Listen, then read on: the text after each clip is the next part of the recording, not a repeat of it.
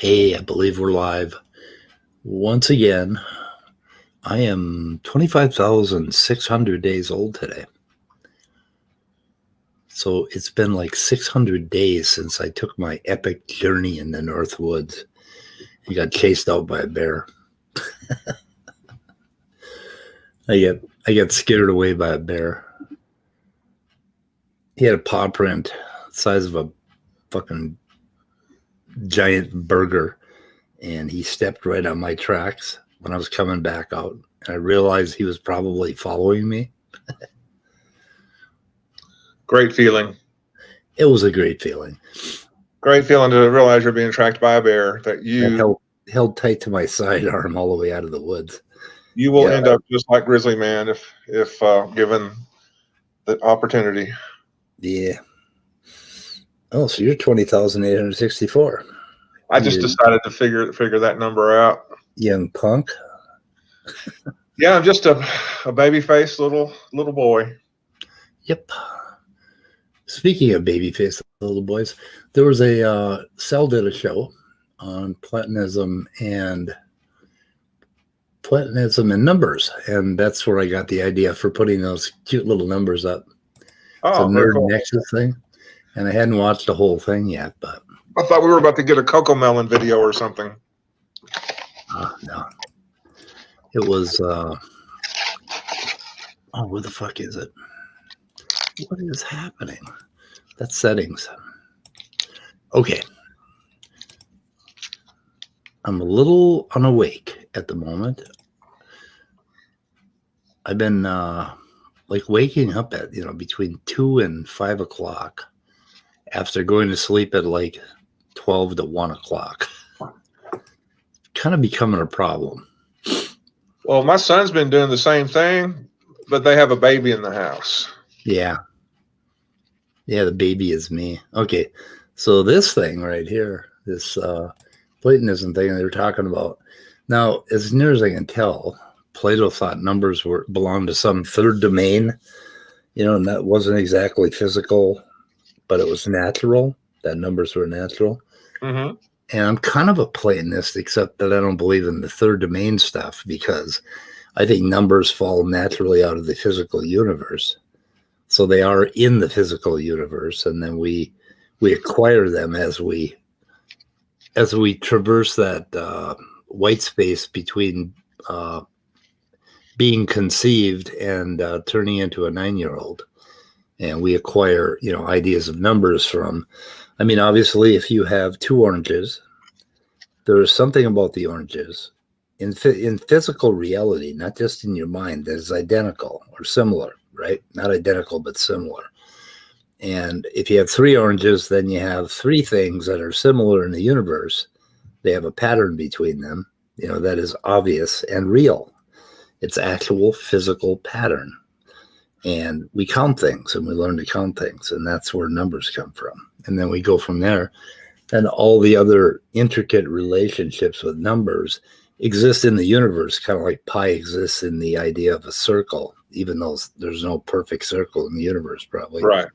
But it's kind of this interplay between abstraction and physicality that we come up with all this mathematics. And there's obviously something about space-time that can be characterized as Cartesian, like a Cartesian dimension. We can graph it. We can put it on paper and we can do mathematics on it. But that's as real as the floors or chairs we're sitting on right now. So does that make sense? That there's something about physical stuff that is not only unique, like each orange is completely unique in the universe, mm-hmm. but also similar. There's similarities. Right. It's our ability to abstract things that kind of leads to that illusion. I just think rather than there being top down, that there's this realm with ideal chairs or circles or what have you. It's a bottom up that things tend towards a certain ideal, and it's like having ideal gases. To describe gases, because there really isn't an ideal gas. Right. Yeah. there's the ideal chair, which I really don't know that that's a good example, because my idea of chairness may be different from an ancient Greek ideal of chair. Like most people may think of the kitchen chair, and they didn't really have those, back in ancient Roman times or something. Right. But still, the idea of a circle being ideal. Well, all circles, in some degree or another, tends towards that mathematical definition and description. So, rather than being ideal going down to the real, it's the real kind of projects a sense of the ideal. Yeah. And that's how I consider it. Yeah. There's, but it's definitely in the universe, and that's something a lot of people miss or would argue against. I mean, there is something about the oranges that makes them the same. Mm-hmm. How they developed or whatever. But let's see, here we go. This is kind of surprising. I'm not sure what they're doing here, but Otangelo's on our stream. They won't. And he also seems to be over here. Otangelo is like very everywhere. simple amino acid like Is this a live thing? Yeah. Functional group or he's multitasking. Well, they did a countdown. Isn't that just like the replay of something from before? Leo's got some explaining to do. Yeah, an overall great show that had a shaky first hour. When Otangelo invited a rather rude, which I guess they're a DAC. So I'm thinking that was a live stream that they recorded and are now premiering on Sal's show. But the internet handled a DAC to the show with a biochemist and professor of chemistry. Ooh. Yeah. Rude DAC and biochemist and professor of chemistry, Dr. James Carter. Wait, hold on. Doc is not a Darwinist. Nobody that adheres to modern synthesis, or rather integrated synthesis, is a fucking Darwinist. They called him why do they keep making this idiotic straw man? He called him a Darwinist, rude, ill-mannered Darwinist. Oh my God! So they're just gonna pick on Dak, and so that's he's why not he's rude or ill-mannered. I think the thing with his interruption is that he's got a delay, or either that or there's because it's happened to me on a phone, because he uses his phone where you can't pick up when people start talking right away, so you think that nobody is speaking. Okay. Maybe I'm just being more charitable than I ought to be. I shouldn't use that word. We might lure Danny in here. Well, we should talk to Dak. Oh, Danny's in the chat. Oh my God. So Danny was fun last night. So just before I shut StreamYard off, I heard you saying something about, speed is old. What the fuck? Yeah, you. You, because you are. What the fuck does that have to do with anything that we were talking because about? there's a major age gap between you and there Danny. isn't. He's 28 and you're 70, but there isn't an age gap between you guys. Well, yeah, he's a little wet behind the ears. He hasn't grown up yet, and I am a grown up, and he's not. But I mean, other than that, what's the difference? What I was getting at is that What do you think happens at 70? So what do you think happens to us? The point that I was making to him is that because you're much older than he is, you probably actually know significantly more than he would be willing to grant. Well, I think you're trying to get out of this now, Leo. No, that was the point that I was insinuating. Okay, I'll accept that. I thought, you fucker, Leo, what the fuck are you saying? And then I shut StreamYard off, and that was... I don't know how long those guys went last night. Were you with them? Maybe like the first 5 minutes. I don't know how long him and Drayce went. Yeah. Well, hopefully they figured a few things out. I had to finish up the second lecture in calculus from MIT that I'm watching. Oh. I downloaded a couple of Udemy courses last night on partial differential equations and another one on what the fuck? What the fuck's the other one? Oh, what am I thinking? Yeah, differential equations. So those two Udemy courses, they look pretty damn good. And Udemy courses, if you wait around, you can get them for $10 or $9.99, but they're like $20, and they're really good courses. Yeah, I buy a lot of them for programming. I don't know why, but I've like fallen in love with the phrase differential equation. Yeah. But once you realize like what the phrase means, you actually realize that they are actually quite interesting. Oh, Dak is there. because I was wondering if a sample size of if the Are they sample size replaying? is No, they infinite, invited them. just So, throw okay. We'll have to check that out. But I was watching this one, the Danny one. Yeah, Oh, no. if we go through this. Wait a minute. How can Dak be here and there at the same time? Oh no, how? Oh wait, it's premiere live right now. Okay. Witchcraft. I'm going to mute you until you get that microphone thing straightened out.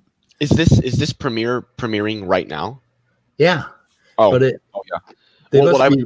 I thought it would like it premiered yesterday or It something. was I didn't know. I was gonna say, want if- your, both your opinion and my Okay, never opinion. mind. And if we're Yeah. They must be replaying something. Yeah, Yes, this was a Th- discussion this was the, that they had the during the intelligent. week. This was like the creationist report or whatever the fuck Otangelo is calling it on his channel.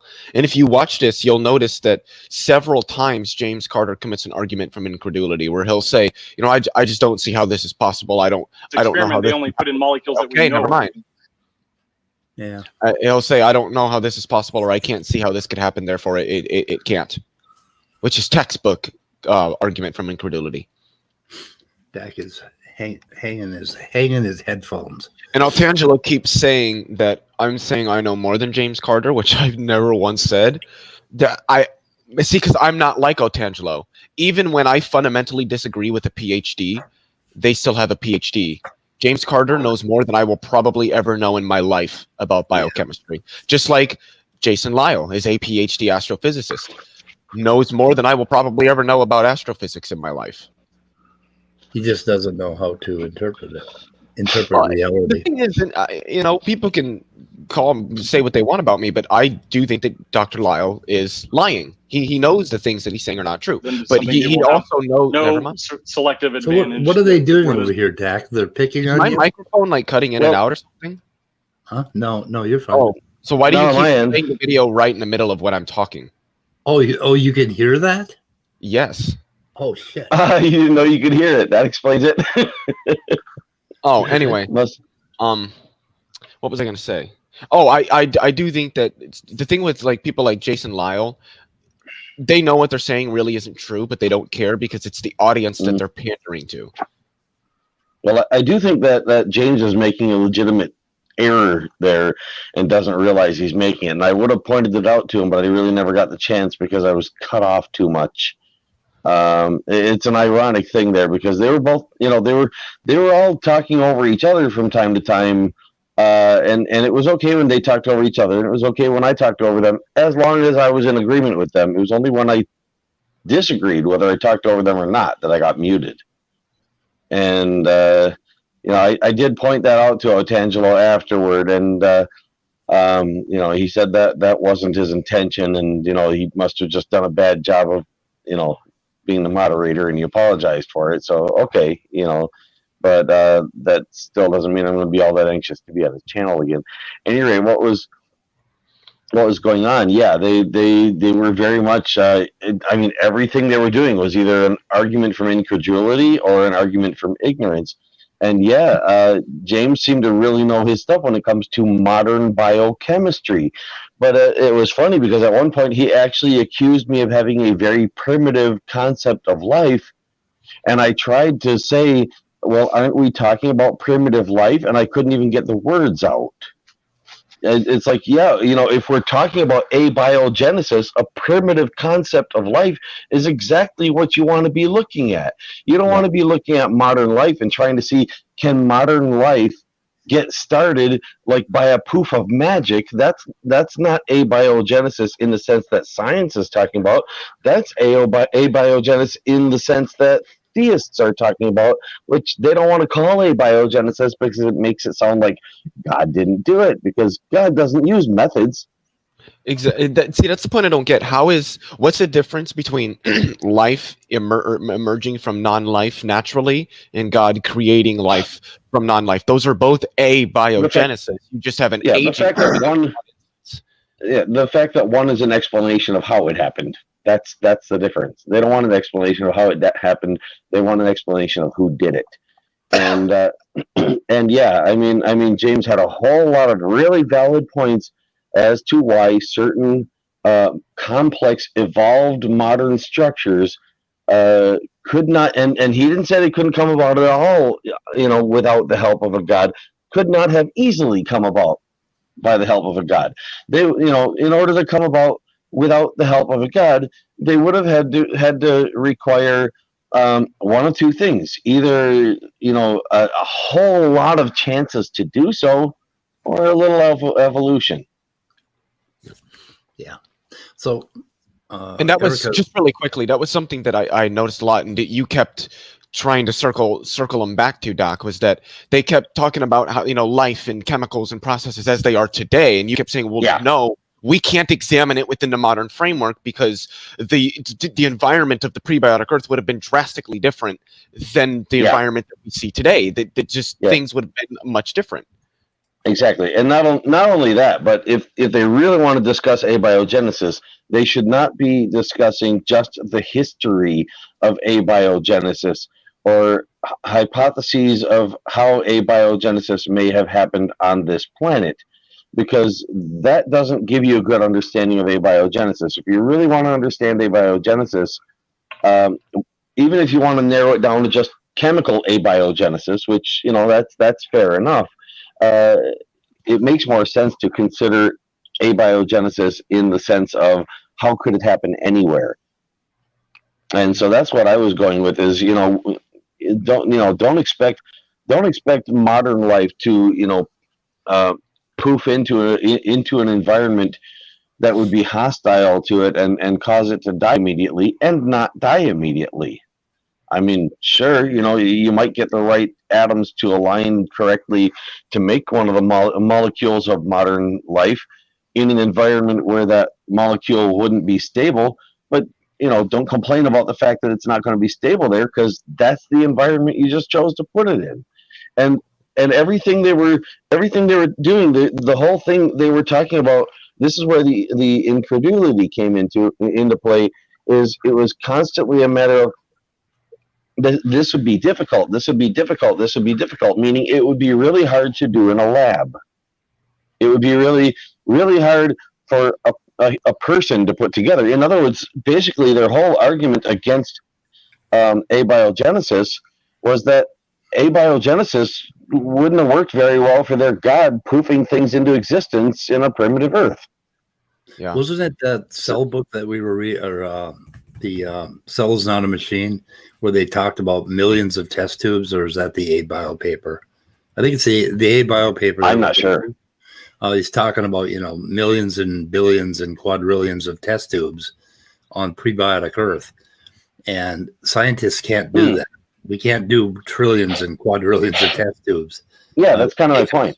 Yeah, and I also kept trying to tell them because Otangelo was coming from this point of view of you need clean chemicals. It's problematic if you've got any impurities.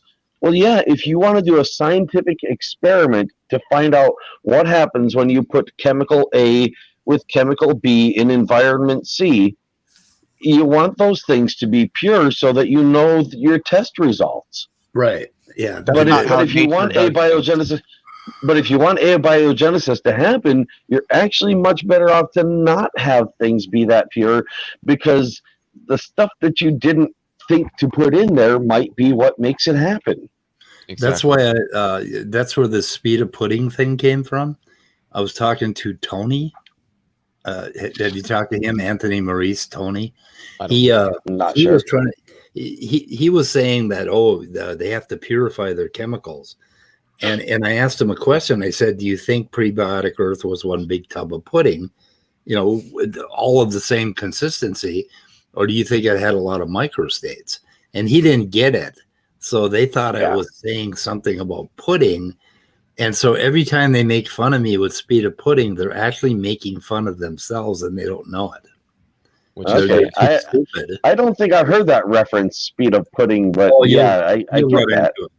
But I mean, I get that. every time I hear it, I got to smile because the accusation was at them, and they turned it around because they didn't understand what I was saying. You didn't understand that if you're going to figure out one step of abiogenesis, you have to start with a controlled, purified environment, right? And if you want to understand whether or not it will happen one specific way, you have to try it that one specific way to see whether or not your hypothesis works. Tony is too much of a pinhead to understand that. He can't figure that out. He's actually too ignorant to figure that out, to realize what they're doing. So that's their big argument against it. And it's like, what the fuck?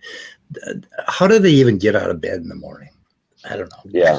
Well, it's all, there's also an echo chamber thing going on there where, they've got some flawed concepts, and rather than listening to somebody who might be able to correct them on those flawed concepts, they're shutting up someone who might be able to correct them, and going, well, we want to hear other points of view, but you agree with me and I agree with you, so therefore we're right.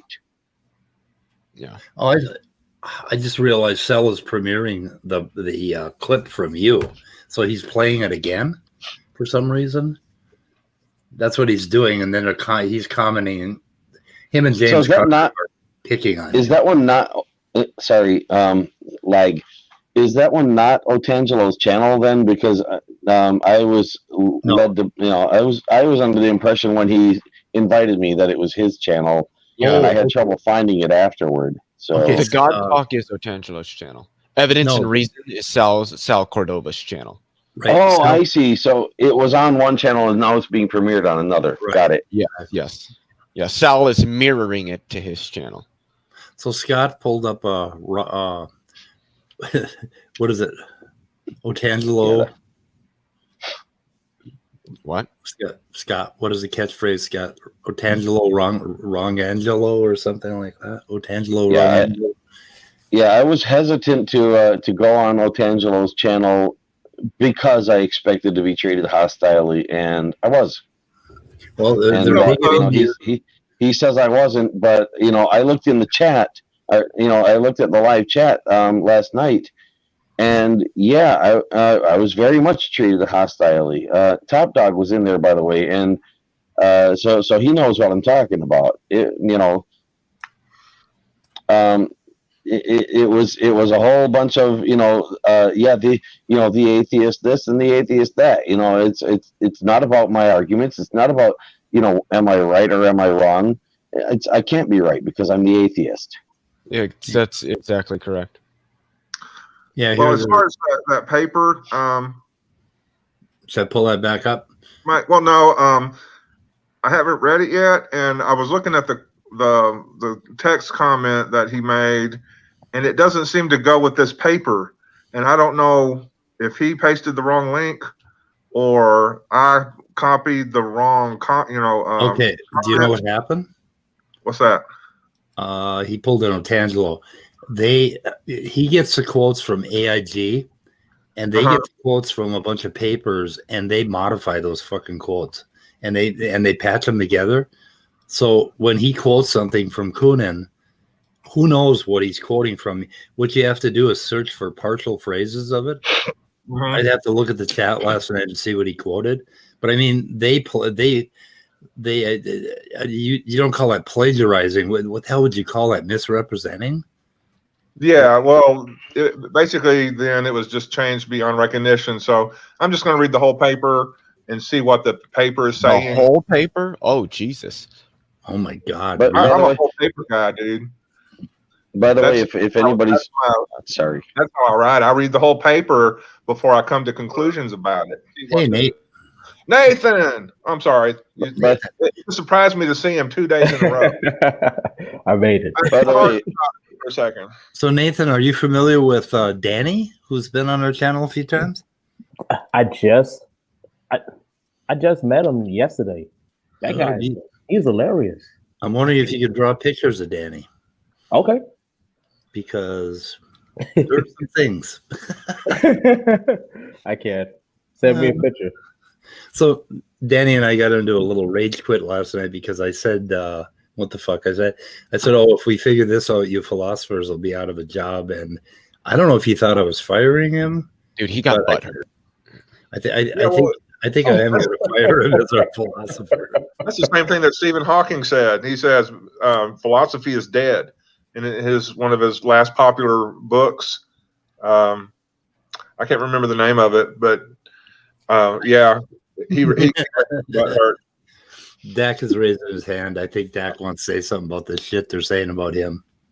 Oh, Okay. no, it's just I was trying to say something. I didn't want to interrupt anyone, and I think there's just a very small amount of lag, and it's like every time I think I'm speaking in the silence, it turns out I'm not. So, so shut up. I try again, and at any rate, I just wanted to say that on the original publication of that video on the God Talk, assuming that is the original.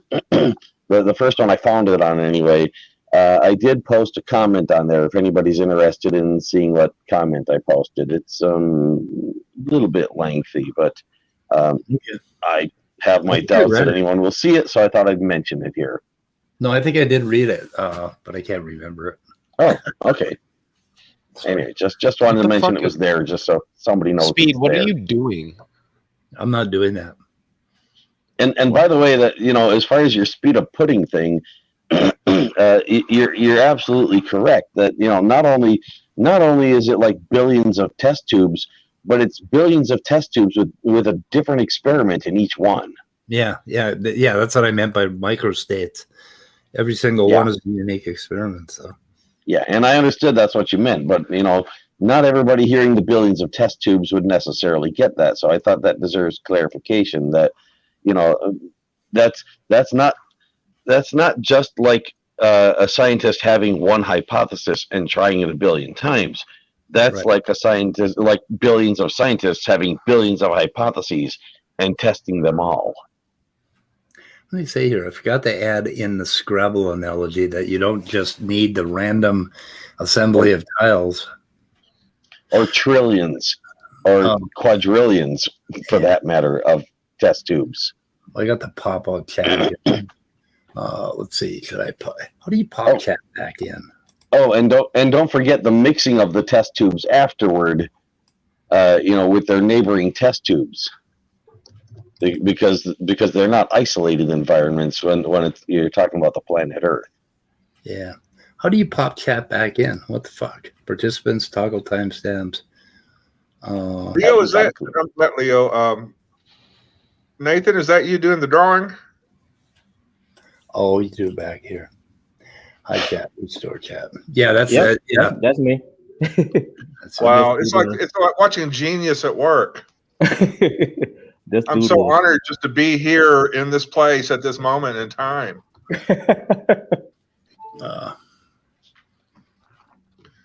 And then once we get a good Danny image, then we'll be able to do some things with it to portray various ideas, various philosophical ideas that we have as we go along, like Christian Dick in his mouth. And oh, wait a minute, is this a kid show? Yeah, this is a family show. Come on. Portray various ideas, Oh, I heard myself for a second. It's like. Oh yeah, I pulled up the browser and it didn't come up muted by default. I should have muted my mic first. I'm so glad somebody else. Just looking to see if Otangelo's in the chat, and I see he is. So Otangelo, if you can hear me, all the people out there that were on your channel saying things like, "Hey, he's waving his hands like a maniac" and stuff like that. We need to make a meme out of that. They're not exactly increasing the chances that I'm ever going to be on your channel again. Just so you know. Well, the thing is, the only reason these creationists want atheists on their channel is so that they can try to make a meme out of them. Yeah. Yeah. That seems to be the case, and I would not ever jump to such a conclusion in prejudice, but looking back on what happened to me, that very much seems to be the case with the group that was there. They've only come over here a few times, and the one time they did come over here with that Argatha, I've been trying to get a one-on-one conversation with him. The only way he will come is they arrived with like 5 of them all at once, right? You remember that? That was a Sonata. We're standing. Oh yeah. Well, that's Danny's reference to a pack of hyenas. That's what I was saying about he's coming from one pack of hyenas into another pack of hyenas, in that sense. And it's just a matter of the two different packs of hyenas have different ways of doing things. But yeah, so I mean, I'm not saying that their group is necessarily any more hostile to someone in our group than our group would be to someone in their group. I hope we try not to be, and I hope they try not to be. But the fact of the matter remains that I was treated with hostility there. And Otangelo saying in chat, Donald, it was by no means my intention to hostilize you. So now I am being falsely accused. Otangelo, I'm not accusing you of intentionally being hostile. I did feel at the time that you were treating me hostilely, and you've explained that you felt it was an error, and I accept your explanation. But the fact of the matter is, I was taking a risk going in there in the first place, and I knew that. And I understood at the time that that risk not only involved how you would treat me, but how other people would treat me. And all I'm saying is the way I've gotten treated by you, whether accidentally otherwise, and by other people there, is certainly not increasing the chance that I will ever go on your channel again. I'm not saying I necessarily won't. I'm just stating what the facts are. Yeah.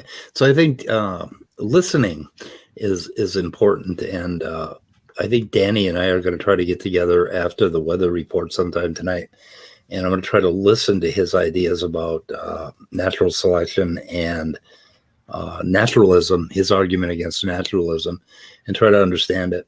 And I've listened to a few of these guys before, and I have trouble making a connection because I've been thinking as a strict naturalist for so many years now that I have difficulty thinking in their worldview, at all. I mean, I can't even cross the bridge anymore because, I mean, I see intention and belief and all of that stuff in terms of, what's happening in a brain over time. Mm. And I have trouble thinking in terms of, even when people talk about qualia and consciousness, I have trouble grasping what they're trying to say because I've thought of qualia in terms of my rendition in neuroscience for so long. It's almost like I'm a fucking alien. And there was, I think is it Gilbert Ryle, I think, that does the Anpodians, or is it, I don't think it's Ryle, it's the other one. What the hell's his name? Anyway, he does, there's a philosopher of the mind, and he talks about the planet, and I think it's Antipode, where they don't have any concept of an internal world or subjective existence. They speak of everything in terms of neuroscience and how neurons are firing and doing this, kind of like Paul and Patricia Churchland suggests that we never talk about, things inside of our mind that we always render in terms of neuroscience. So anyway, I have thought that way for so long that it's difficult for me to cross over into this woo-woo world of thinking of subjective experience. I don't know. And I strongly recommend doing what I do, thinking of it in terms of neuroscience, because everything makes so much more sense. I wanted to say really quickly to Nathan that I can draw kind of like that, but my drawings will come out looking something more like a complex valued function. How the hell? I don't know how the hell you do that. It all of a sudden looks like a human being. Yeah, to me, it's a start.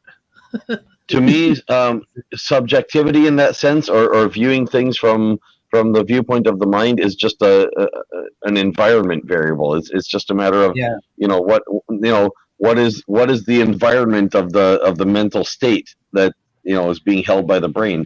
And if you change the brain chemistry, you change that mental state. You change, you can change what memories there are by changing the chemicals that hold memories.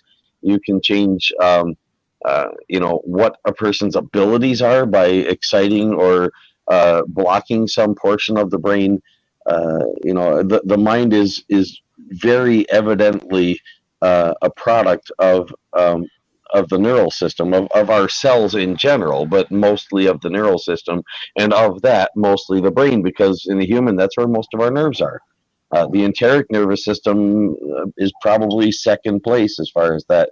What has the biggest influence over what our mind is. So when people talk about a gut feeling, it actually makes sense because there's sort of a brain in there.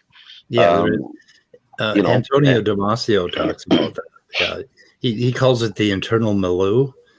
Basically, we also have all these senses. Like we can sense how much oxygen. We have a sensory mechanism for feeling how much oxygen we have in our blood. Actually, it's how much carbon dioxide we have in our blood. There might be an oxygen one too. So I'm not trying to say you're wrong there. I'm just saying my understanding of that is that it's a carbon dioxide sensor. And there's one that tells us when we have a virus attacking us. Basically, it has an effect on the brain, and it actually changes what happens based on whether or not you have the flu. So you can actually feel a virus invading your body subjectively. And there's all these other senses of proprioception. That's the position of your limbs in space. And so we probably have like 20 different senses, or if you can even give it way more than that. Yeah, maybe way more than that. So we have the constant connection to the world, and that is what colors qualia. Like if you're seeing something and thinking about it, you're also feeling all this other stuff from the world at the same time.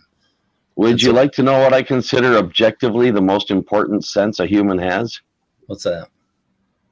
Our sense of humor. Oh, yeah. I mean, think about it. Think about it. If you lost all of your senses and you knew you could get just one of them back and no more, which one are you really going to want? Yeah. Well, I'm going to be honest, probably my sense of sight, so I can still see the beautiful face of Amelia Clark. Anyway, Speed, do you think that at some point today that would get boring after a while, though? You could, not for me. Sorry, nope. Anyway, do you think some point today you could help me figure out how to set up Reflector 3? Yeah. What time would work good for you?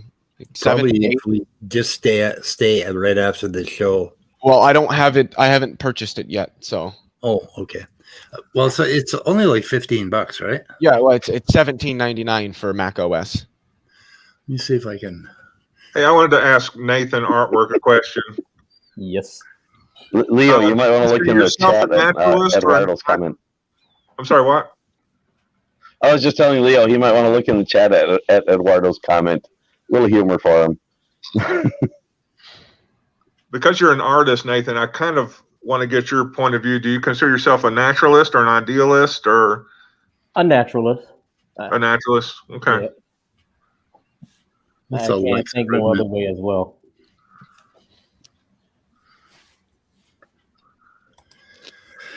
If I had the money, I'd pay Nathan to draw a picture of me and Amelia together.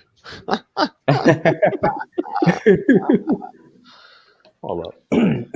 What is a Lex Fridman? Let me look for a picture. I don't know. He does a sort of a talk show. It's a very good show actually. He brings people on and talks about like all kinds of different science topics and stuff like that. It's quite well done. I think he pronounces it Alex Friedman, if I'm not mistaken. But so I guess I know who you're talking about, and that is what the name looks like, Alex Friedman. So this was a compliment then, or yes? Or not? Okay. Wow. Or was it Lex Friedman? He pronounced it, but it looks like Friedman. He pronounces it Friedman anyway. Okay. Nice. What I was going to say, Speed, is in the private chat. Click on that link. Private chat. Oh yeah, I do believe I actually found him. So I did not know. Oh, he's got a LinkedIn page. Cool. I will check that out. And he's that Mitt, good old Mitt. Learn something new every day. Well, thank you for the compliment, I guess. So, what the hell? How many different directions do we have to go here? I don't know. Tell me. Is there a limit? No. We can go an infinite number of directions if we want. If we're in like an infinite dimensional Hilbert space, we sure as hell could. We'll have to talk about it. Can I interject something as in what relates to that video we were talking about earlier? Can we stop you? Yeah. No, go ahead. I asked. So, well, I don't know if Otangelo is still in the chat or not, or if he's watching, if he can still hear me. But I was just going to say, I had thought about the possibility that somewhere, a review of that video could be done where I have a chance to actually respond to the stuff that was being said in the video, because I understand, he wanted the two people other than me there to have a lot of time. So I did, basically back out and just let them do that. And, gave them most of the time and because, it's understandable. And they did have some good points, but if he really wants to understand an outside point, I would recommend, if he wants to have me on his channel, to invite me on, just me and him, not necessarily even, for other people to see, but for himself to learn from, and and actually go over the stuff with me. If he doesn't have, if he's not broadcasting, if he doesn't have the live chat going on, being hostile to me because I'm an atheist, if there's nobody, if there's no reason for him to shut me down, and he actually wants to hear what I have to say, there are some things he could learn, and I could probably convince him that abiogenesis is actually a likely thing to have happened somewhere in the universe, and here we are. That way, he wouldn't have to be going from the viewpoint of abiogenesis, is unlikely because we have a God hypothesis, and therefore we have to find reasons why it's unlikely, and that could be done on his channel, or on here, or on some other channel, like maybe Amy Newman's channel, or it could not be done at all. But I'm just bringing it up as a possibility, to be considered by anyone, and throwing it out there. Like I said, if Otangelo wants to, jump on that and say he'd like to, do it first, I'm not saying I will accept. I'm not saying I won't, but I am saying I would definitely seriously consider it, and probably want to know under what conditions, and that I think there's a lot he could learn from that, and other theists could learn a lot from it as well. And if their God is real, it will hold up to the scrutiny. Okay, so I got to check this out. I got to switch over for a second, Nathan, to my happy. No problem. I don't know what the fuck they're doing. What are they doing? We need to have Nathan Artwork come on every day and just draw something from scratch. Right. Yeah. Okay, let's see what this is about. Oh, that's a monkey for monkeys.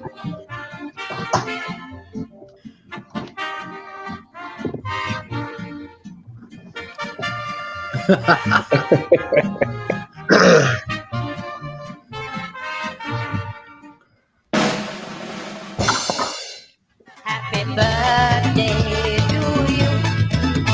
Happy birthday to you. Happy birthday, happy birthday, happy birthday to you. What the fuck? What is that for? Let's see. Monkey singing happy birthday to you and funny dance for whatever the fuck. I'm not sure. Yeah, I wonder why they picked monkeys. I don't know. Not good. Anyway. Okay, guys. What's up? Well, it is my birthday. Your birthday's today? 25,600 days old. It's I thought your birthday was like a month ago, dude.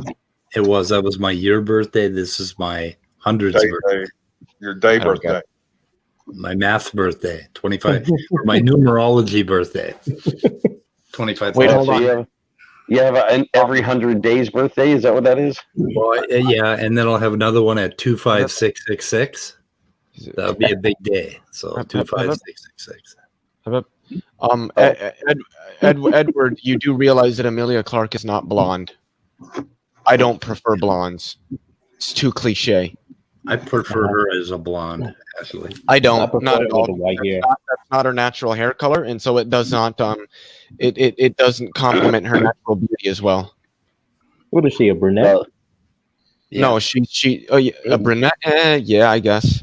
Kind of brown, light you brown. know, I've mentioned before, that I don't pay a lot of attention in names to give you an idea just, how bad that is. Everybody in here seems to know who Amelia Clark is, and I don't.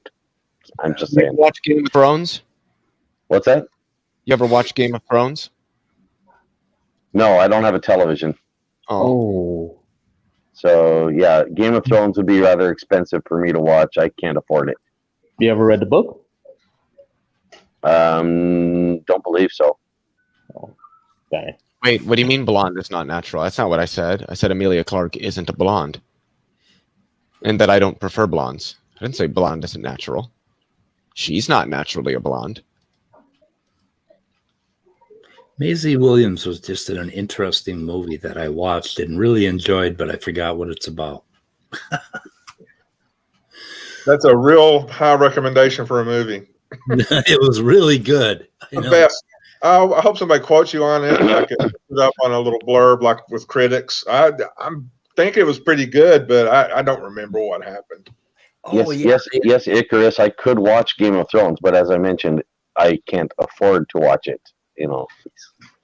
Yeah, yeah. I don't have a cable connection or anything like that. So You don't need one. They charge to.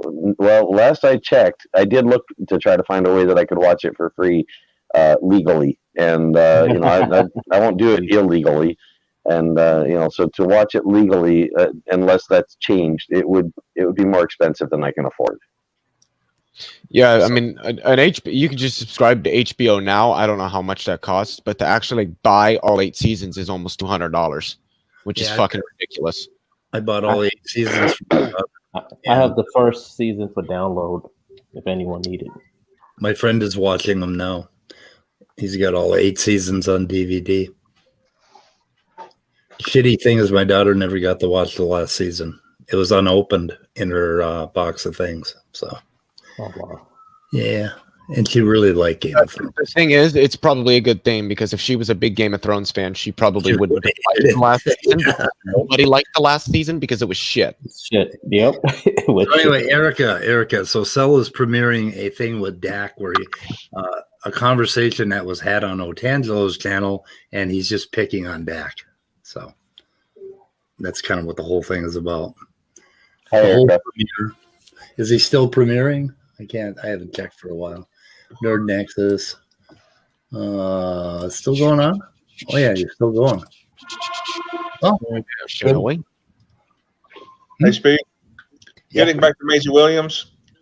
yes. Recent movies that she's been in. One is called The Owners, Yes, that's it. and then there's another one called The New Mutants.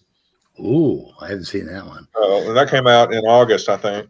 Maisie Williams is too young for me. And yes, Edward, Game of Thrones, I don't even was like what made Amelia famous, but she had like I think a couple of like little appearances on TV on like British dramas prior to that, like 1 or 2. She starred in Terminator Genesis where she played Sarah Connor. She starred in a movie with Sam Claflin called Me Before You. She starred in Solo, a Star Wars story where she played Kira. She was in, I don't know if Voice from the Stone was a movie or a play, but I know that she was in that. There was another play that she was in, and I can't remember the name of it off the top of my head. So wait a minute. Maisie Williams is like 20 years old, Leo. She's too young Yeah, for you? I'm 25. I prefer women that are older than me. There's a reason why I am attracted to a 34-year-old woman. But she doesn't look I 34. thought you were like 22. No, she doesn't look 34, dude. She looks like she's 27 or 28. She really does. And she acts like it. She's such a little cutie. She's 23. Maisie Williams is 23. So anyway. Cool. I prefer women older than me. Therefore, she's too young for me. My first I've wife. never been able to find such a subset for myself. That like older, younger, certain hair color, anything like that. It's like there's a subset that I'm attracted to, and it's just a very small subset that just seems to be the subset I'm attracted to. I haven't found any other common anything really. I'm attracted to a lot of I'm- things, but then there are things I I'm- prefer over others. I'm practically asexual in that sense. I'm not really attracted to much of anyone at all. Just Yeah. it's rare. I am a big time sapiosexual. I'm attracted to intelligence. I like intelligence. I enjoy conversing with intelligent people, but I don't think I really feel attracted to intelligence or intelligent people. So even that, I really couldn't, say that that's a category I find myself attracted to. It's, because I'm gonna be completely honest. When I first saw Amelia Clark, I was like, she's cute. I mean, she's not the most attractive woman I've ever seen, but she's cute. And then I started like actually learning about who she was as a person, and I'm just like, oh god damn, this woman is sexy. And it changed everything. And that's why I tell people, I'm sorry, but physical looks are not everything. And if you think they are, there's something wrong with you. You were How trying is it to going to work when you're track attracted to Amelia Clark? How is What's that gonna that? work when you're attracted to Amelia Clark? She is gorgeous, right? No, she is. She really is. But dude, the thing that I'm attracted to it is that she's just this intelligent and fierce and eclectic woman that she's quite different from a lot of other women, especially in Hollywood. Hollywood. Yeah, I don't remember anything about the plot line when she was on screen in Game of Thrones. I just blanked out. I could just see her. I live in a suburb of Hollywood called Los Angeles, so who knows? Maybe I'll meet her someday. Yeah, you might at a And- grocery store. I probably accidentally insult her by not knowing who she is. Like I run into Bob Dylan once at a convenience store, and I didn't realize it was him until he turned and said something to me because he thought I was the guy he was with, and he turned and I think he was buying a popsicle and a can of pop, and he turned and I think he pushed a $5 bill at me, and then he realized I wasn't the kid that he was with, that he came in with. And then he said something. Okay. And it's like, holy fuck, that's Bob Dylan's voice. But he looked older than, because I just seen him in concert, but I was far away from him, I guess. So it was pretty So, question for Lena: what's wrong with Jason Momoa? Oh my Jason God, you do Momoa. not like him? I like him. Well, he's a What's little totally masculine. So my favorite memory of Danny's face is watching him last night when I had him backstage when he was cooling off from me saying that What did his face look like? Huh? He was I don't know, it was like kind of a chomping at the bit look, and it was also he was trying to control various things about, I mean, it was like he was trying to get control of himself. But Why did he get so butthurt? I don't get. No, that wasn't that bad. I mean, it was a joke, for fuck's sake, Danny. Oh my God, Do we have a picture of Danny? and then he wouldn't drop it, so I kept throwing him backstage, and finally I left him there. It's like, fuck you. And he came on, you idiot. And it's like, you said that. It's on his Say that. What did you say? I didn't have a job, or I was going to lose my job. What Do we have a picture of Danny? What? Do we have a picture? Or anything I can use as reference? What the fuck is going on right now? Yeah. So Why are we listening to 1920s fucking music? Well, sometimes people just accidentally click on something and music starts playing. we got a good one. Oh, is that why? Sometimes. I'm trying to figure out why Sometimes. somebody would have 1920s music. Hypothetically, I just don't know how it happens really, but hypothetically, sometimes people can do the wrong thing. I thought maybe it was just part of the soundtrack of the 13th Floor, like as if there's a reason for that to be playing. Did it go? Oh, what are we doing today? What are we doing today? Apparently, we're talking about apparently. How beautiful Hollywood Amelia stars. Clark is. Yeah, that's got to be it. We could talk about that every day, though, because it deserves to be talked about every day. It does. Pictures of Danny. Icarus was saying something about people not in the same country, not being able to get the same cable, and that's another interesting point about that is sometimes something that might be expensive in one country might be free in another country, or vice versa, and so yeah, like I said, as far as Game of Thrones go, I haven't been able to watch it because I can't afford to yet. Someday maybe it will come down in price enough, or come out free.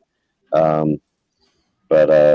yeah, I'm there are ways to work around such things. I would rather not do that. It's hard to get a picture of Danny not talking. You know what? I'm going to ask him. I'm just going to throw it out there on Discord if I see him. Okay. He's on Sal's channel over here. I can post a link, and there's a whole Who's on bunch. Sal's channel? Danny was earlier. That's not really a good picture. Find a different one. Find one that just like. I thought that was. Let me see. I thought it was amazing. Hold up. Okay, this one is perfect. I think this one is perfect. This next one that I've got here. Let me see. I gotta wait for it to fucking load. Where are you? Oh, here we go. No, that's the old one. Where's the new one? What's happening? I see there's some Here we go. chat going on that I think might be related to my comment that I'm practically asexual. I should probably clarify that. I probably shouldn't have brought it up at all, but since I have brought it up, I probably should clarify. It's not that I lack a sex drive. I just don't find people attractive sexually, like basically at all. It's very rare. Well, I don't know if it's exactly related to that, but glancing in the chat, yeah, I think it might have been an offshoot of it. The conversation evolves in there, so who knows what its what its last universal common ancestor was. Oh, I consider myself practically asexual. I mean, I just don't. My mind just doesn't run there anymore, and I've worked on that for like 10, 15 years, where I've been trying to. I just got tired of it. Yeah, same here. It's too risky. It's too dangerous. But even long before I decided that, like I said, it's just a matter of. It's rare for me to find anyone attractive, and when I do, it's more of a generally soul attraction. Yeah, it's more of a when I really get to know the person, I find them attractive.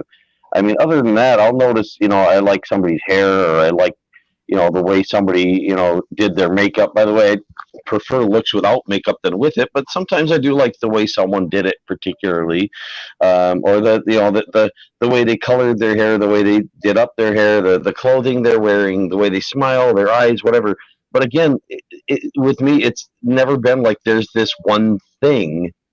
It's always whatever, and I look at the whole world that way. That there's little bits and pieces of beautiful stuff all over the world, and I can't just say there's this one category of stuff that I find beautiful. I've always been attracted to faces and certain types. And it's kind of a personality type.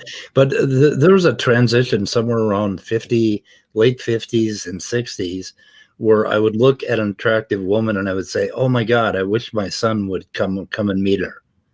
And it was no longer me. It was like I want her to marry my son, right? And then I realized that, and then I started looking at almost every young woman as a son or daughter-in-law. Be right back. I don't know. And then I started to think, I like that better. That's more honest than I was in my 40s when I wanted to basically sleep with everything I saw, Yeah, which that's cool. Which legitimately you can't. I mean, it's just No, not doable. you And even if you could, it's dangerous. Didn't want it. There were a few girls I met in my 40s I really fucking regret. Yeah. 40s were a terrible time. It was kind of like that. Well, I was newly divorced, at 44. So that was a crazy time. It's like, oh my God, the biological clock is ticking out, and it was just a mess. I dated anything and everything, and it was horrible. And I think I just burned out. So fuck it. Don't want to do this shit no more. So do you need that picture anymore, Nate? No, I got it. Oh, okay. Oh, you got it. Okay. Yeah. There you go. Okay. You can share your screen, or elect to take it down if you want. Anyway, so what is happening? So I'm trying to find the comment where they mentioned, you got to be careful what you say to these Christians. I just don't. They're talking about our morality all the time. I really am doubting their morality a lot. You know what I mean? I just have. Yeah, there's not a whole lot of difference really between the non-theist community and the theist community in terms of what they actually do. But they've done some shitty things, Well, yeah, that's true. The religious part of it has done some pretty horrible things, but no, but I mean, that's among the real true believers.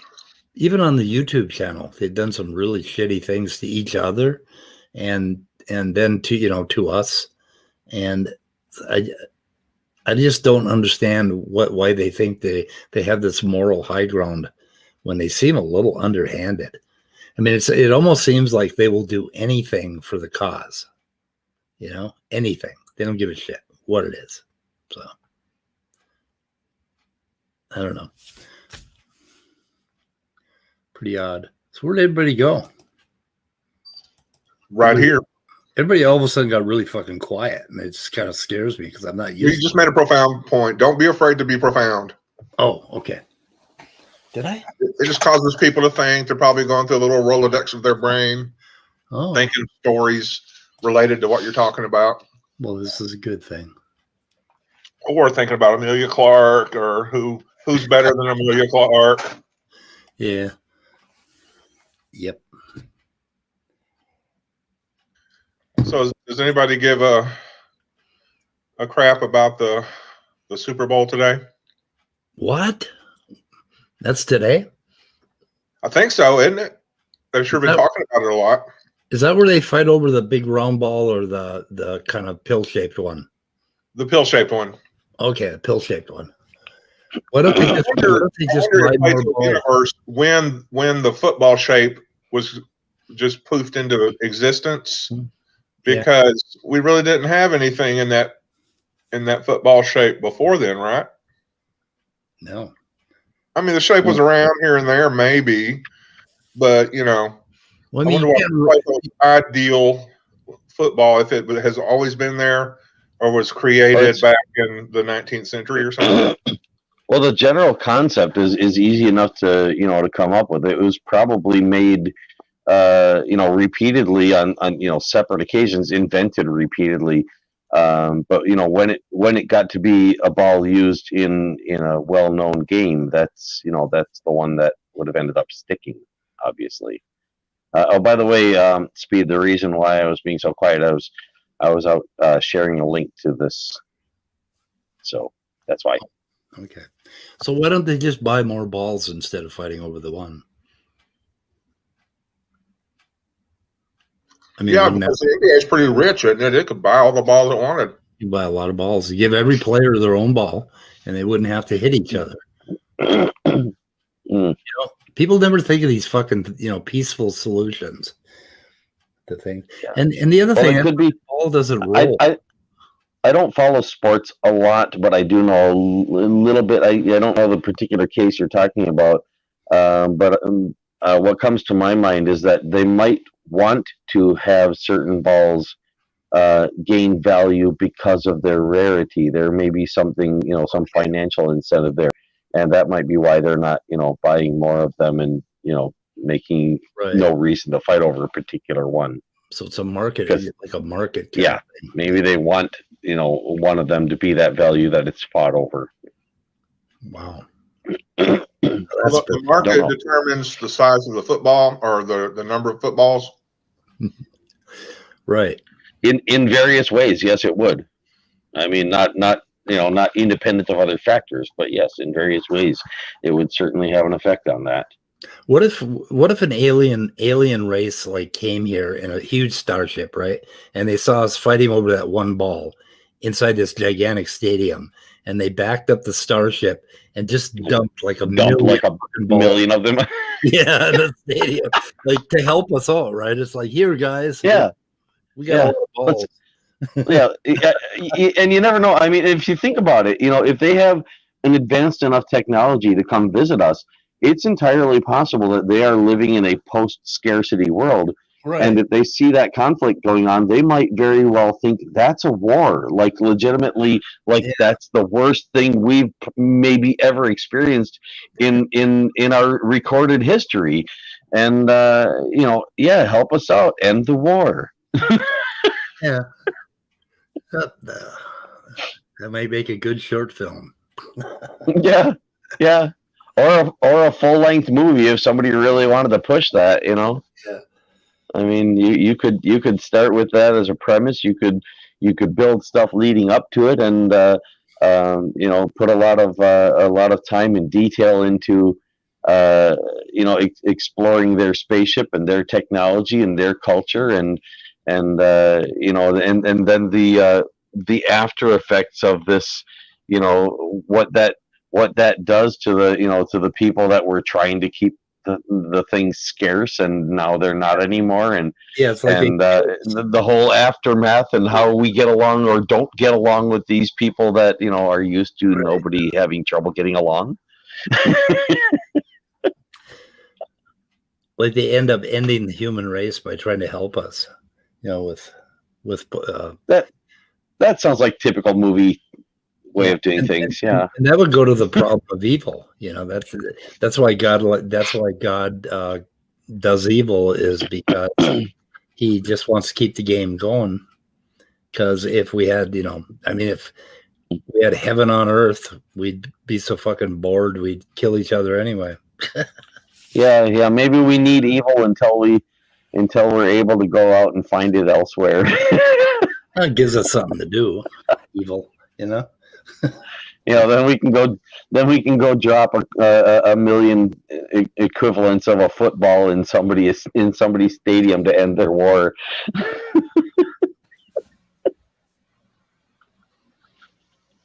The origin and evolution of the ribosome. Smith, Temple Smith, that one. It's pronounced ribosome. Ribosome. Oh, it's ribosome. Ribosome. It is I've so never heard it ribosome. pronounced that way, but okay. That is so ribosome, Leo. I like it. Anyway, what should we do, guys? Should we quit? I don't know. What should we do? We could look at this. What should we do? I don't know. Yes, I don't want to do much. I think that's what my dad used to refer to as putting the right accent on the wrong syllable. Yeah. Yep. Saliable. I love that one. Well, District you guys- 9 movie I have. You guys remember how Otangelo used to say proteins, right? Protein. He says protein now, but and why not? I mean, if you're reading phonetically seriously, why not? Mhm. Yeah, that's actually one of the big reasons I'm a big advocate of having a phonetic system that that is encouraged to be 100% consistent between the reading and between the spelling and the speech, that that at least a given person, if they pronounce a certain letter a certain way in a certain word, you should be able to expect that they will pronounce that letter that same way in any other place they find it. And English is far from that. As a matter of fact, the vast majority of languages that I know of are far from that. And the only ones that I know of actually that consistently are not away from that are my own languages, and that's because they were designed to be that way on purpose. Annie was supposed to come in here toward the end of the stream. Who? And Annie, and talk about one-on-one time with me. Oh, but God, I'm not sure. Yeah, you and Danny need to spend some father-son time together. We need some father-son time. Yeah, we got a bond. And So you're gonna treat him like your father for a while. Yeah.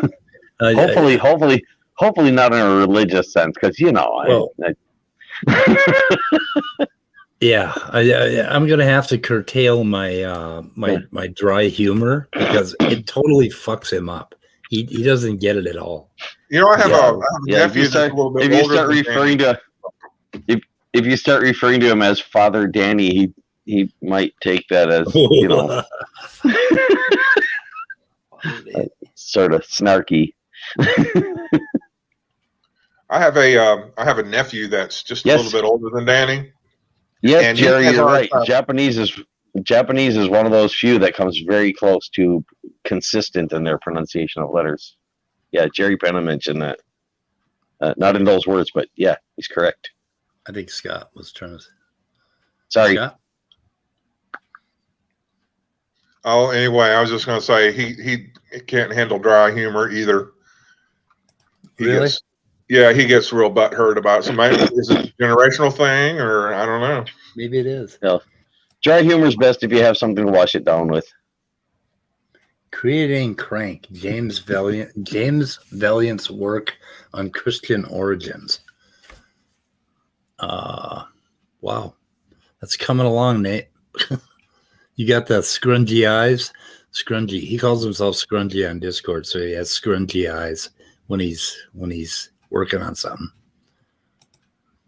Danny's here. He said, "Okay, Link." Uh-oh. Don't let him talk shit about your artwork, Nathan. Artwork. No, I won't. That's my boy right there, Danny. Yeah, there are some exceptions in Japanese pronunciation, by the way, where the certain words, a certain letter is not pronounced the same. But then again, I don't know of any natural language that doesn't have that. Like, for example, Spanish is also pretty consistent in its pronunciation, but the phrase "los jeans," referring to blue jeans, or other jeans in that sense, comes straight out of the English and is not spelled in Spanish according to Spanish phonetics. It's actually spelled LOS, the Spanish word los, and JEANS, the English word jeans, which if you tried to pronounce that in Spanish phonetics, you'd get los hands. True. That is true. Okay, I'm here, boys. And pizza's like that in a whole bunch of languages. Not spelled the way it's pronounced, but it's usually spelled one of only a few different ways and pronounced not like it's spelled. Okay, so I got to put this. I gotta link this in the description, and we should go watch. This is Dessel's channel, so it is a. Check it out. We'll check it out. We have things to check out today. Anyway, how you doing, Danny? What's up, Danny? Is that Drayce? I was waiting. I have wasn't a book study now from 1 to 3 with my graduate advisor, as well as there's this professor I talked to a bit.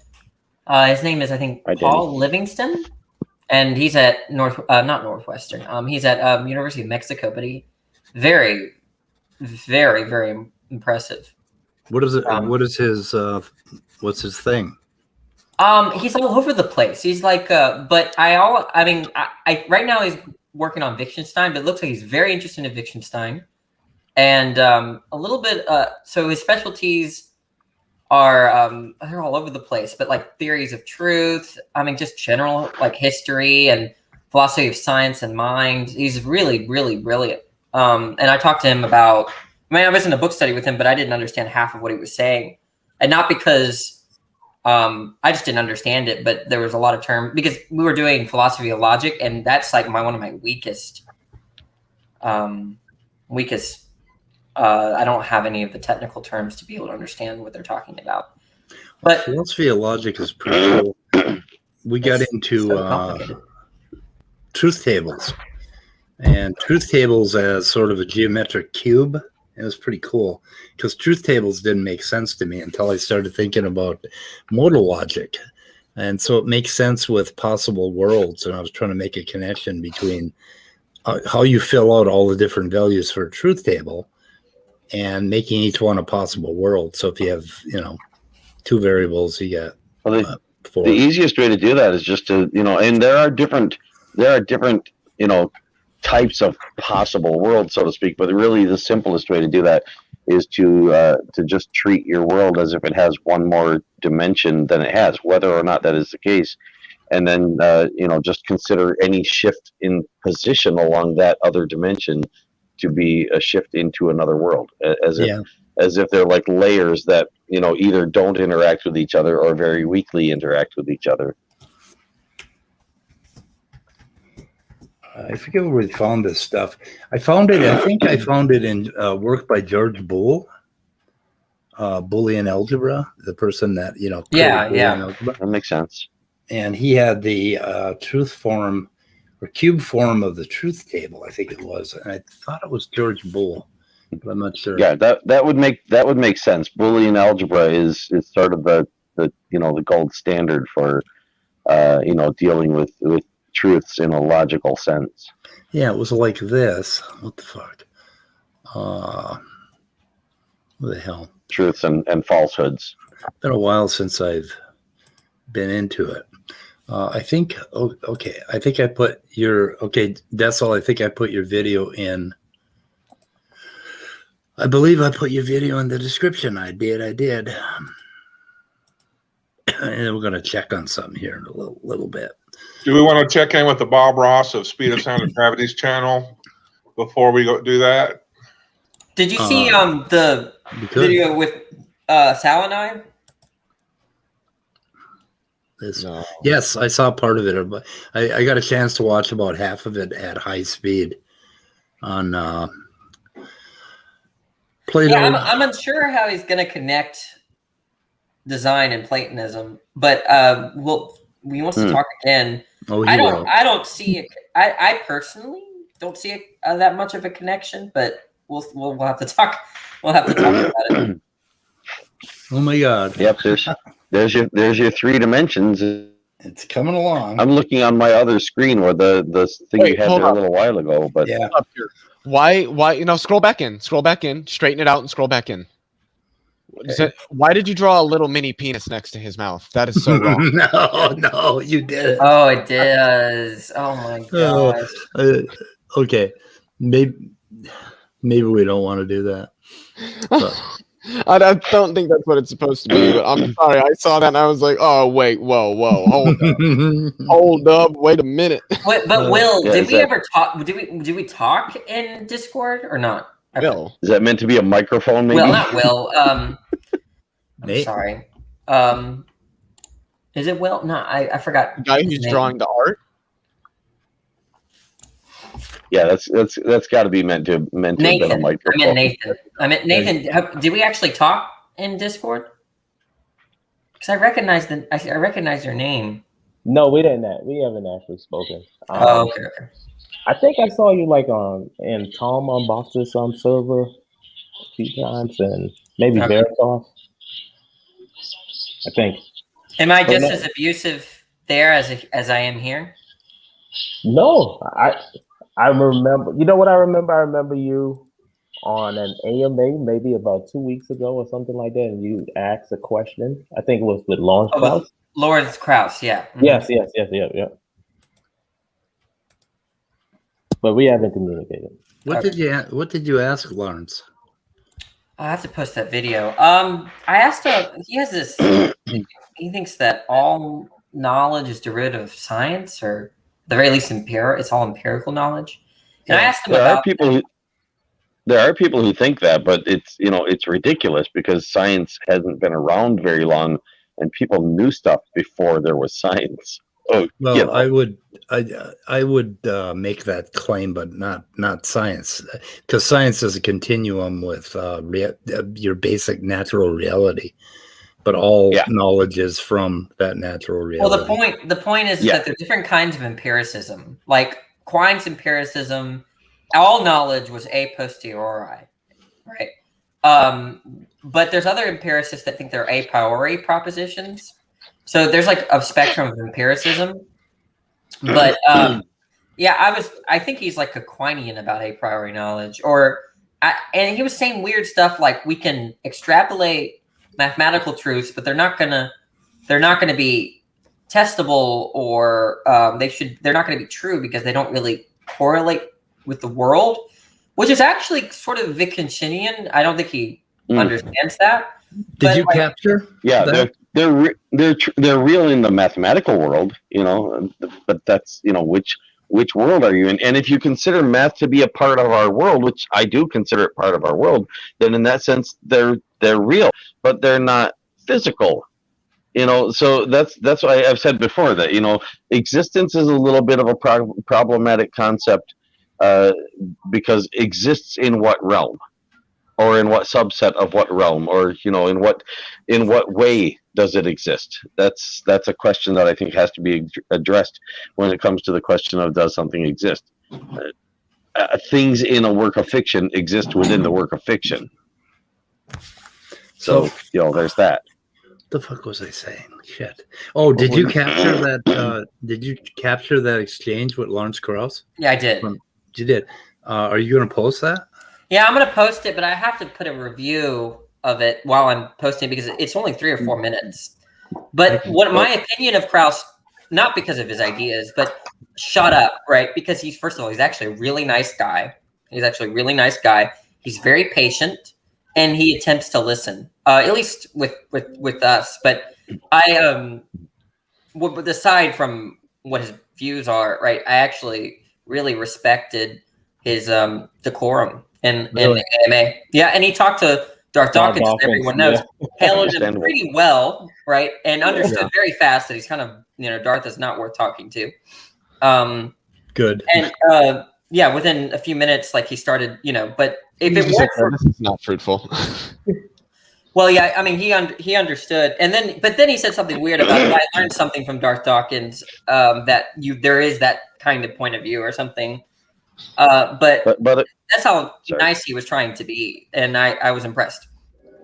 By the way, Danny, not relevant to what you were just saying, but in the chat, Edward, I don't know if he was being serious or not, but suggested you might want to consider changing your avatar. So I'm just passing that along. Also, another question for Danny: have you ever had a conversation with T-Jump? Yes, 3 or 4 times. Do you have any of them recorded on T-Jump's channel? Do you have them on your they're channel? Scattered. Okay. They're not. It's me yelling at him. I call him names sometimes, or he boots me out. So a lot of people dislike T-Jump on Discord. I don't know why. They call him. He is an ignoramus, but that I don't know. It's just he doesn't. Guess who is? I think exposes him really well. Is Alex Malpass exposes him really well on his moral view. He basically tells T-Jump. Is that anywhere I can watch? Yeah, I'll link everything for you, Leo. Awesome. Okay.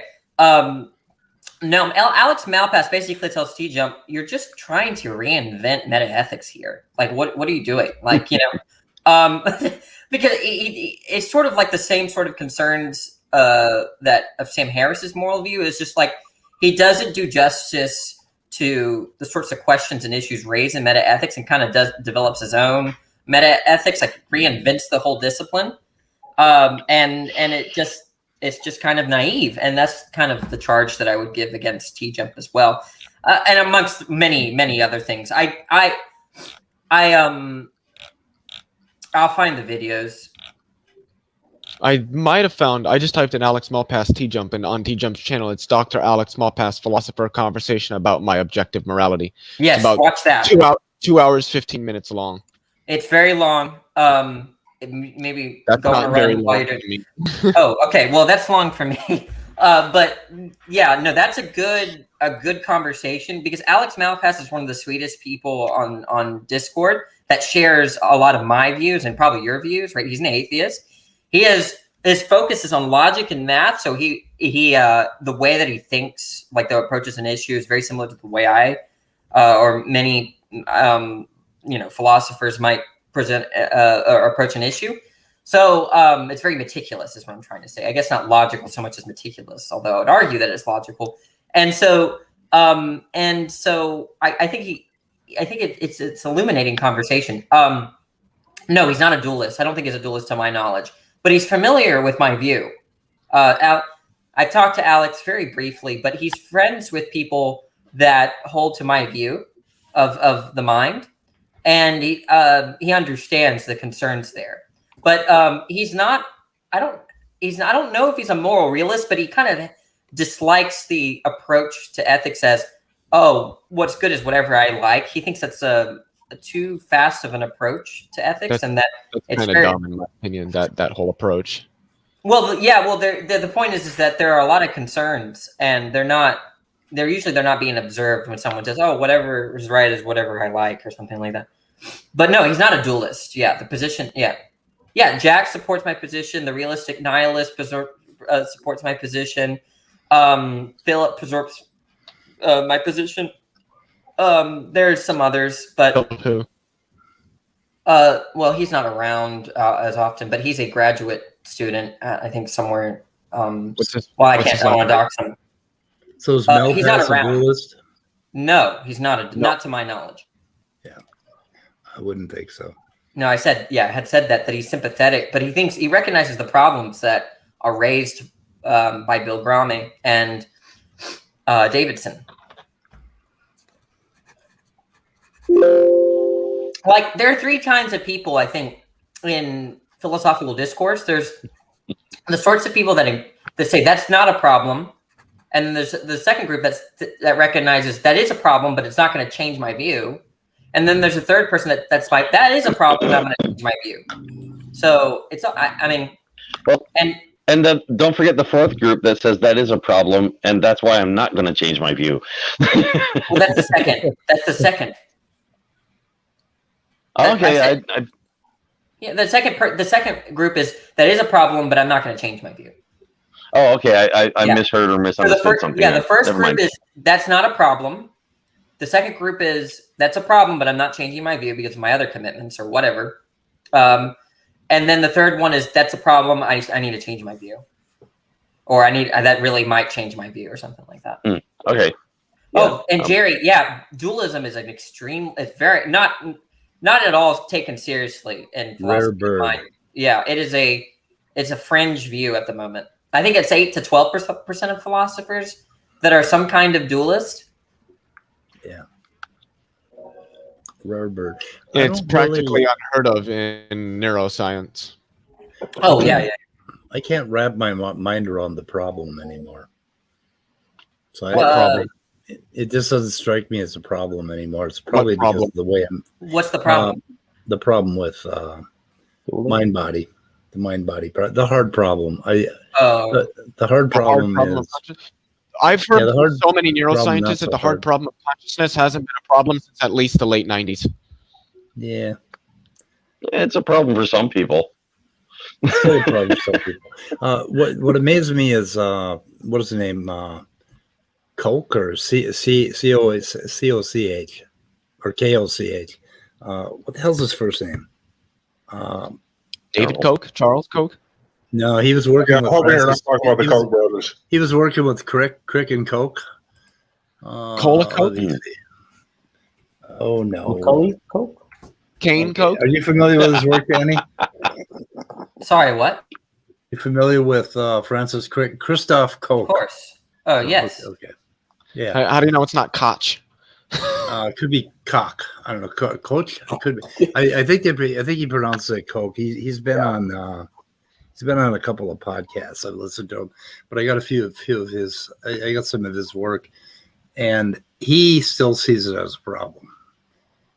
Him and Crick did for a long time, but that was in the 90s. Which one was the misogynist? I forgot. Misogynist? Yeah, one of them was a misogynist. Who the fuck would that be? You don't know what a misogynist is? No, who would it be? No, he said who. I was about to say what? Yeah. Could I think be Paul Churchland. Yeah, not what. Maybe Not who. Damasio? I don't know. So why is consciousness such a hard problem? Not a hard problem. To me, it's so Well, simple. it depends on what you mean by. Well, you have to identify the problem, the presumed problem, to know whether it's a problem, right? Yeah. And you have to know whether or not it's a problem before you can decide whether or not it's a hard problem. And you have to decide whether or not it's a hard problem before you can decide why it's a hard problem. I think David Chalmers. I think he was the one that originally called it the hard problem of consciousness. Still thinks that it's a hard problem. Him His and entire Patricia career Churchland. was made on that phrase. Yeah, him and Patricia Churchland have had a few back and forth. So obviously they were respectful on that because she's like, it's not really a problem at all. In philosophy, maybe. In neuroscience, no. But I would argue when it comes to understanding the mind and the brain and the relationship between them, neuroscience, both the neuroscience and the philosophy are important, but I would argue that the neuroscience is more important. It's pronounced Coke. C-O-S-H or C-O-C-H, Coke. I checked it. How to pronounce Coke. Anyway, boys and girls. Boys and girls. Can we end? Boys and girls. You want to end today? Girls.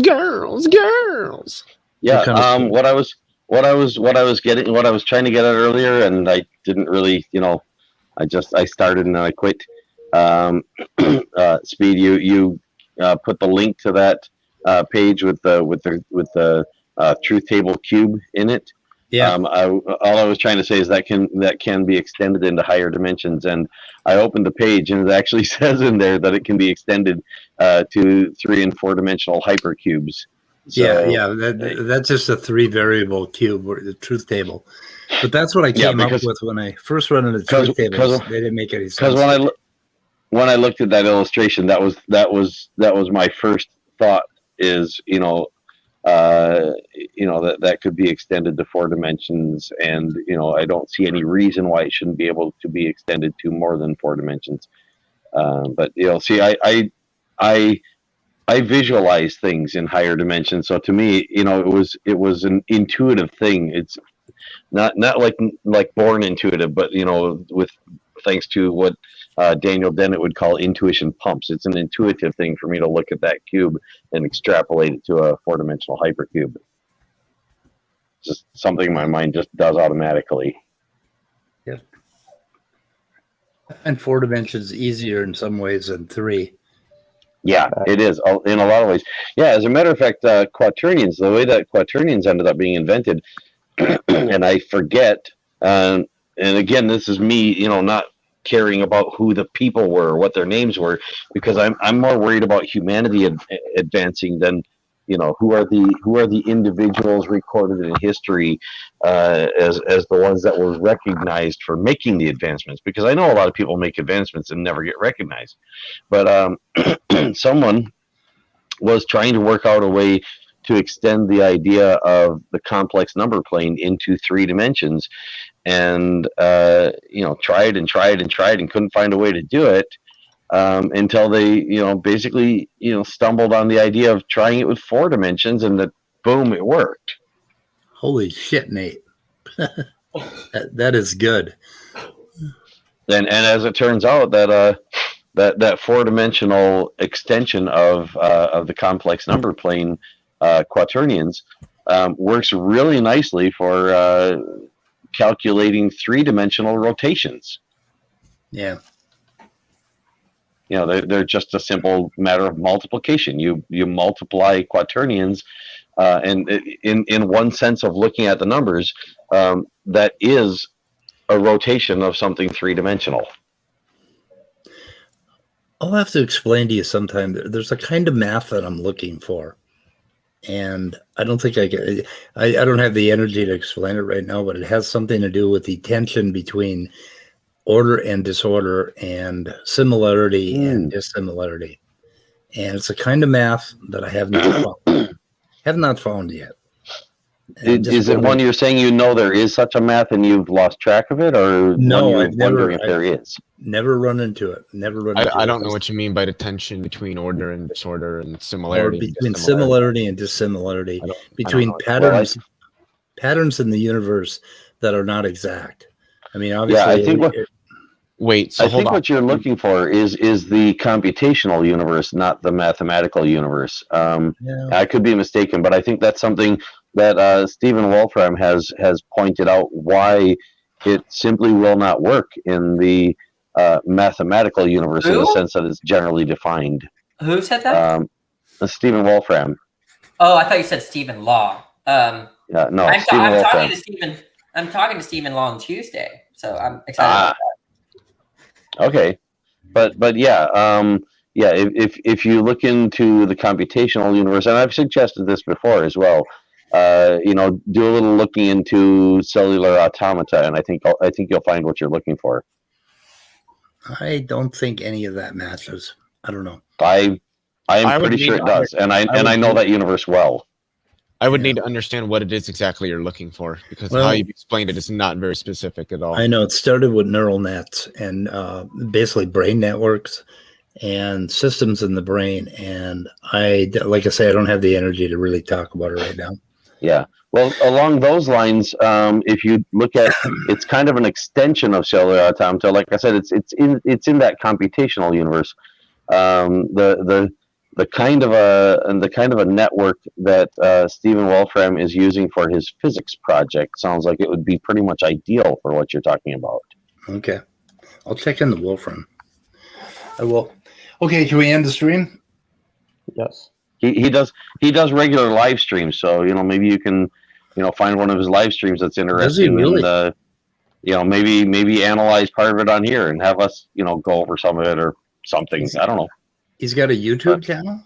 Yeah, and he is live streaming a lot of the stuff that's going on his physics project. I've had the time to catch very little of it, but it is something that he's doing. I'm not sure on how regular of a basis because I'm really bad with time, so I wouldn't notice that particular thing easily. But yeah, if you look around, you'll find that. And like I said, I really would highly recommend looking and starting out the way that he did and examining the simplest one-dimensional cellular automata and getting a feel for those, and then looking at some simple two-dimensional cellular automata to give your brain that intuition pump to be able to readily understand other things in that realm, in that multiverse. Yeah, that's what I need, is an intuition pump to find out what exactly I'm looking for, so I can get my mind around it. It's going to have probably have something to do with graph theory. I think that's where you're going to find it. For Stephen Wolfram, Rule 30 was the one that revealed to him what he had been missing. And for me, that was actually an intuitive thing as long back as I can remember. I expected what he was surprised by. Okay, cool. And Speed, I wrote all of the sort of premises for dualism in 7, and the point is that if you can find one premise to be false, I think dualism collapses. So that's the puzzle, I guess. Where did you write that? Well, I have it right here. But I don't know. I'd be interested in seeing it really quickly. But I know that also Nathan is painting or whatever. But yeah, we can put a pause on it. Okay. This is I just typed this up just so you can see it, because I've never really presented this, right? But can everyone see it? Yeah. If you find one of these to be false, dualism collapses. Okay. We'll take a look. But I think we should end. Yeah, by the way, Speed, if you want to see what I meant by Rule 30, if you just run a Google search for Rule 30, you'll probably find it. It'll be one of the top search results. Okay, good. I'll take a look. Oh, here we go. I found it. There's a podcast on it. Cool. I could probably condense this to like 3 or 4, but I didn't have the brain power to do it right now. So because like 6 and 7 are basically Can you the same thing. keep that on for a moment so I can take a screenshot of it? Mm-hmm. Oh, creates. Come on, phone. Oh, is that what he looks like? A Wolfram? Never seen the Why man. is my phone not letting me take a screenshot? I've got a screenshot. I could probably send it to you. That'd be nice. But that would be like you don't have my email. I don't think you have my email address yet. I've got your email. Oh, okay. I do. That's how I send you links, I think. No, I thought I got it and I didn't. I still didn't get it. Apparently, while this is running, it won't take a screenshot. Yeah. Okay, Trying to get it to and let's kill the broadcast, okay? oh, there. I think I got it. I think I got the screenshot. So Okay. yeah, thank you. Okay. Okay. Yeah. By the way, if you want to, stick around afterward and talk to me at all about that, the cellular automata stuff, feel free to do so. Okay, I don't have the bandwidth right now, but we're going to end the broadcast for the day. So goodbye, boys and Got it. girls. And remember, science may not have all the answers, but All right. religion has none of them.